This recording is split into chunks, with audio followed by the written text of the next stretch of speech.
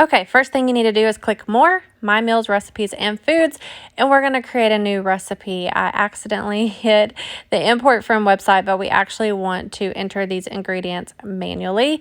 Add the name, how many servings you want, and we're going to get right into adding our ingredients. So click Add Ingredient, and from here you can search or you can scan. I like to scan the product to make sure I'm getting exactly what I have at my house. But you can also type it in, just make sure you double check that what's on MyFitnessPal does match the label on your ingredient. From here, you want to look at the serving size and make sure you get that added in correctly. Again, I'm just searching the next ingredient on my list. Here is organic coconut milk. I don't have any here at the house, so I'm having to type it in. So you'll see that top one is exactly what I need. And I need to change the serving size to cups just to make it easier. It's 2 cups, so I added that in.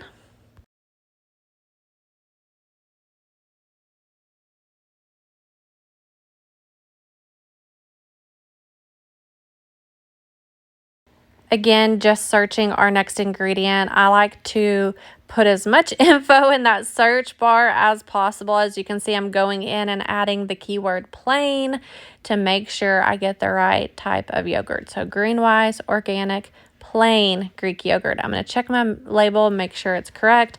Again, for the serving size, I'm going to change it to cups. I used half a cup, so I'm going to put 0.5, and we're off to search our next ingredient. So this next ingredient I do have in my house, so I'm going to use that scan feature again for our chia seeds, and I'm going to change the serving size because I didn't use 3 tablespoons, I used less. So I'm going to choose the 1 tablespoon, change my number of servings to 2.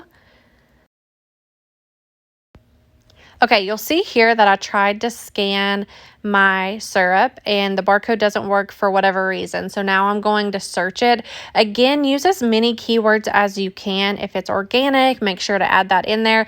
And then I always double check the label on my product that I have in hand versus what MyFitnessPal says. Anybody can add a product into MyFitnessPal, so it's always best to check. And then of course, if it has a green check mark, that means it is verified.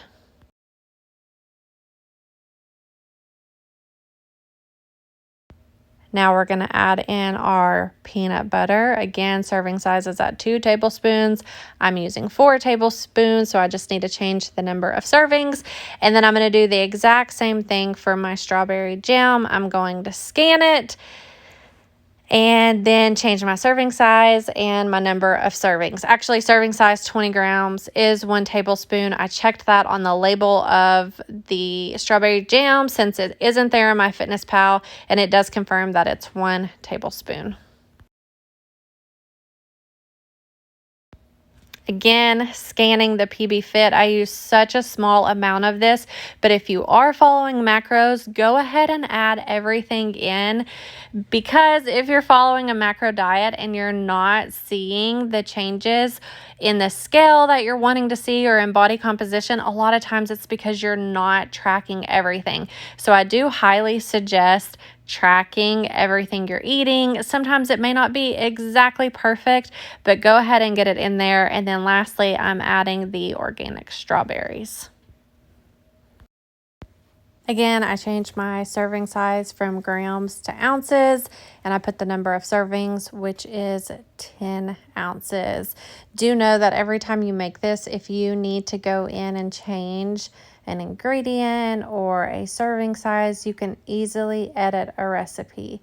And now you'll see our total recipe. Each serving is 400 calories. You can see our fat, carbs, and protein, and you can even break it down to see even more info about your recipe.